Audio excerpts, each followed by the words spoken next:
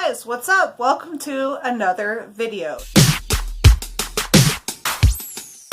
So, I've been pacing around my room trying to figure out what the hell I want to film. Currently, I'm trying to find a good space for filming, so you get the full effect of our anime nerd room, YouTube room, whatever you want to call it. It's really difficult. I've got a lot of wall space and I've got a lot going on, but I want to show you guys like everything, and it's really super hard to.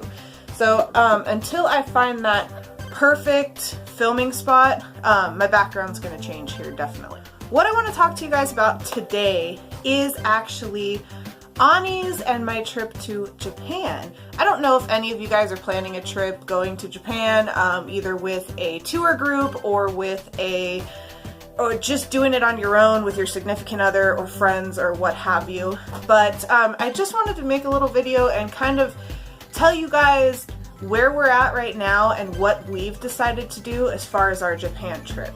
Originally, Ani and I were walking around Anime Expo being a bunch of weebs, and I came across Packset Tours tent, or booth I should say.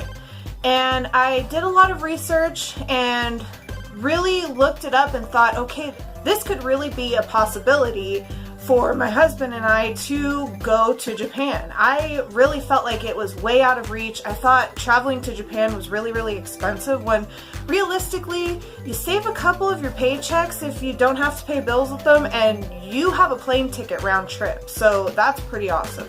So originally, we planned to go with Packset Tours. Packset Tours can give you a whole entire list of different types of tours that they can take you on. You can have self-guided tours, you can have group tours, all kinds of different things. You stay all kinds of different places. They have culture-based trips, they have otaku-based trips, they have a kind of a mesh of both. They give you options on whether or not you want to extend your trip, or if not, you can stay in Tokyo and kind of do your own thing. So we ended up deciding that we were going to do the animated spring tour, which would run 2 weeks in March. So you would pay the allotted amount of money, which I think for my husband and I both, it was going to be around $6,000. And that includes your hotels, your JR pass, your ryokans, the inns, the admission to wherever you were going with the group, certain lunches, certain hiking trips, all kinds of stuff. But yeah, all of your transportation, even airfare, is taken care of through this company. And you travel around with a group anywhere from 5 to 12 people and go around, and they take you through all of the super awesome otaku-based spots in Japan, all of the nerdy areas, but you also get to explore a lot of the culture side of Japan as well, meaning going to shrines and staying at ryokans and all kinds of different things. And it just really, really appealed to me. Here we are today, and actually we decided to opt out of the group tour. Instead of spending, I want to say roughly $10,000, considering the fact that we wanted to have like an overabundance of spending money and emergency money, so I'm just totaling up like an extra $4,000 on top of it for, you know, otaku necessities, right? So you also have to take into consideration you're paying for your own food, you're purchasing figures and anime stuff galore, souvenirs for your friends, all kinds of different things like that. But yes, like I said, here today, we are actually opting to do it on our own. And it is rather exciting to say that we are going to go to a different country all by ourselves. I'm sorry if I'm really... The dot that is right on my eye, I'm looking at it in my camera and it's bothering the crap out of me. I don't know, I might have to move over. We're gonna move over just a sec. Better? No. We actually have decided to go on our own and adventure ourselves. And it is super exciting. I cannot wait. We just thought that maybe booking our own flights and booking an Airbnb to stay in Tokyo somewhere and just staying in Tokyo for 9 days, we would get the feel for Japan and decide if we liked it a lot, and if we wanted to go back, then maybe we could take a group tour and go for the 2 weeks, or maybe we can go back another time and experience the nature and the cultural side of Japan rather than our super epic fandom. I have spoken to many people, and I do have a great friend, and her mom is helping us out with any questions we need. She grew up in Japan, and Tokyo's easy from what I've been told and from the research that I've been doing. I have been mainly doing research through YouTube videos. Where do we want to eat? What are some really good suggestions on ramen restaurants, or what all-time awesome anime spots should we go and visit? It might not be in Akihabara, it might be in Ikebukuro, in Sunshine City. I have a whole entire map, and I will put it over here and I will show you guys.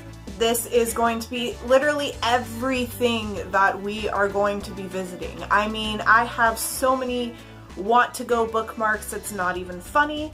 I think we can do it in 9 days. We just spend a lot of time in each city. We are staying in Ikebukuro. We are literally 20 minutes away from walking distance, 20 minutes from Sunshine City. I think that is a good way to get to our Airbnb, take off, go walk, enjoy all the scenery, take it in. We're totally going to be in culture shock, and just walk down the streets and enjoy the views and hang out and enjoy each other's company in Japan, and walk to Sunshine City. And where else are we going to go but to J-World and the Pokemon Center, which is in Ikebukuro. The Pokemon Center is the biggest, I believe, in Japan, so that's pretty epic. I have been just following different YouTubers and kind of getting ideas from them. Where do they go to eat ramen? Where do they go to eat sushi? What do they recommend versus what other YouTubers recommend? What's cheaper? What's going to save me money? We are not rich by any means, and it has taken us a good, I don't want to say it's taken us a few years to save. It's really only taken us about a year to save our money to go on this trip. It has just been postponed for about 3 years. We think we're going to go and then it never happens, and then we think we're going to go again and it doesn't happen. So that was ultimately the most frustrating part, and you have to understand that things like that happen. You have to be patient when you're planning a big trip like this. A lot of things can happen. We booked an Airbnb. I think our Airbnb, let's see, we'll put a total up here. Our Airbnb was about $800 for 9 days. Both of our round trip non-stop flight tickets was about $1,200 to $1,300, and the rest is spending money. Also, you do have to calculate in, we are getting a Suica card. We are staying in Tokyo. We're not going anywhere outside of Tokyo other than to the Studio Ghibli Museum, and that's really about it. We're not going to Kyoto, we're not going to Osaka, we're not going anywhere like that. I think we're saving that for another trip back out. So we are sticking with the Suica card. You throw your money on the Suica card and you ride the trains everywhere, and I think that's pretty damn good. But just the excitement of traveling alone, that really made me stick to the decision to not go with the group. There's just some kind of excitement behind being with somebody, being with friends or your significant other, and going to somewhere you guys have never been and you have no idea about, and just getting lost together. And that just excites me so much. It's scary, don't get me wrong. I'm a little scared, but at the same time, the excitement overweighs the scary aspect of it. This has been my dream, personally, since I was friggin' 15, 16 years old. Never would I have ever thought that I would be going to Japan in 3 months, and I am here to tell you guys that you can do it. I mean, especially with the technology that we have nowadays. I mean, it is so easy to plan an itinerary, to mark the places that you want to go, and know that you can go to them, and know how much they cost. Thanks to YouTubers like all of the Japan YouTubers, or this video right now, I really hope it'll help you guys really define your decision and help you choose what you want to do and what you don't want to do. So yes, I have bookmarked places that we're gonna go. I have spent lots of time researching through a lot of YouTubers. I have been studying Japanese. Now, I wouldn't feel as comfortable going to Japan if I hadn't been studying Japanese. I'm not a pro by any means, but I can ask where the station is, I can ask left or right, I can ask where the toilet is, I know certain kanji, and I know how to be polite. And that's really, as long as they understand that you are trying to be polite and you are trying with the language, you're good. And Tokyo is super tourist friendly. It's like in America, it's almost Spanish and English. So if you were to go over there, it's basically Japanese and English. So English is their kind of second language. But it's almost like, you know, they'll try to understand you. Just don't expect everybody to speak English. And I work in a tourist town, so I do get many, many visitors from all over the world. And you learn. You learn to point and motion towards things, nod, yes, no. I mean, those things are the same. You can get by. And I believe in myself and my husband that we can get by, and that's the least of my worries. The worst fear is I'm gonna get lost and not know where I am, but thanks to Google, I don't think that's gonna happen. The husband is thinking about going back to Japan in October so we can experience a lot of the cultural aspects of Japan and the nature side of Japan, because their fall colors are amazing. I would be down to go back to Japan in October, especially with the fall colors. We cut out Pack-Set tours. We're going by ourselves. I booked through Airbnb for our stay. We are staying in, it almost looks like a hotel room with a kitchen, basically. Like I said, we are not 10-minute walk away from the train station. And then we decided to book our flights through Delta Airlines, and they had some really awesome choices for non-stop flights. I traveled to New York, and we had layovers to New York and back, and my luggage got lost. And it took them weeks to return my luggage with a majority of my clothes, because I did stay in New York for 3 months. And it was a very annoying and frustrating experience because you don't know where your stuff is. Non-stop, you have your stuff. There's a few exceptions there. They might lose your shit, who knows. But non-stop, I'm thinking it's in the plane. When I get off the plane, it is still, dude, it didn't transfer anywhere except for onto that plane in America and off that plane in Japan, and vice versa when we go home.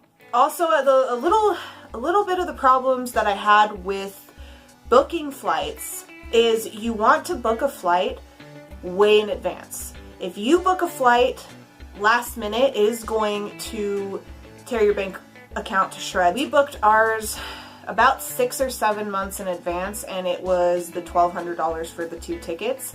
Now it's about $1,500, and I don't even know if that's for the both of us. I'm pretty sure that's for the both of us still, because I'm still getting Google alerts for flights to Japan that are changing. Another thing to consider is with the whole non-stop thing, they had flights that were cheaper, but your layovers were 12 to 15 hours. And I didn't want any part of that. No, I'm not paying cheaper money to stay an extra day somewhere. That's just throwing our whole itinerary off. So please do keep an eye out for that. I think I used Google to search for some flights and just really kind of narrowed, you do your pros and cons and you narrow down what you want and what you don't want, what class you want and don't want. Basically, the flight part was pretty easy. That was a little intimidating since I've never booked a flight for myself. The Airbnb, I'm not concerned. I'm just nervous about, because I want to be able to, this is going to be my first Airbnb experience.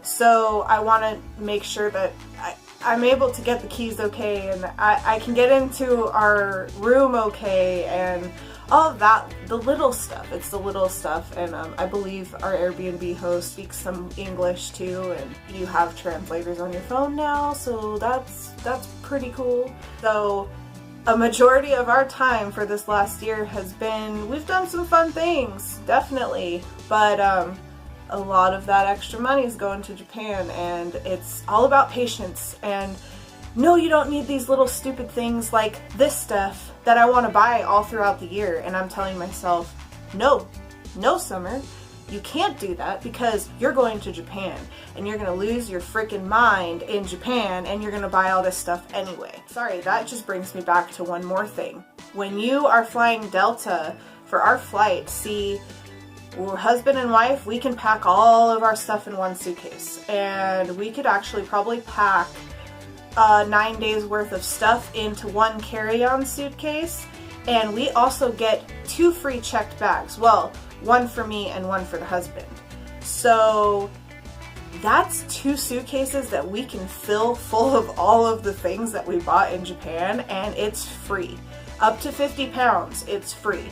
Plus you have, you are allowed 1 carry-on per person, and then a personal bag or a personal item per person. So yes, I can have a carry-on with all of our clothing and everything in it, and Ani could have an empty carry-on, and then we could have 2 empty checked bags, or even just 1 empty checked bag with 1 tucked inside of it, and who knows what we could be bringing back from Japan.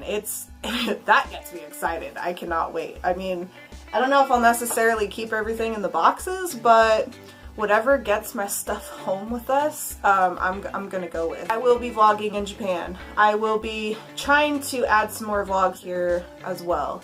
But I think that's basically it for a kind of gist of what you guys maybe have some questions on if you're thinking about traveling to Japan or maybe another country. This could help you or not. Thanks for watching, you guys. I hope this helps. If you have any questions about anything that I mentioned in this video, please comment down below. If you liked the video, give it a thumbs up. If you like more videos like this, also let me know in the comments. Hit the subscribe button if you have not subscribed yet. And I have such an irregular schedule, so hit the notification bell so you know when I post these awesome anime related videos, and we'll see you in the next one, guys. Thanks for watching.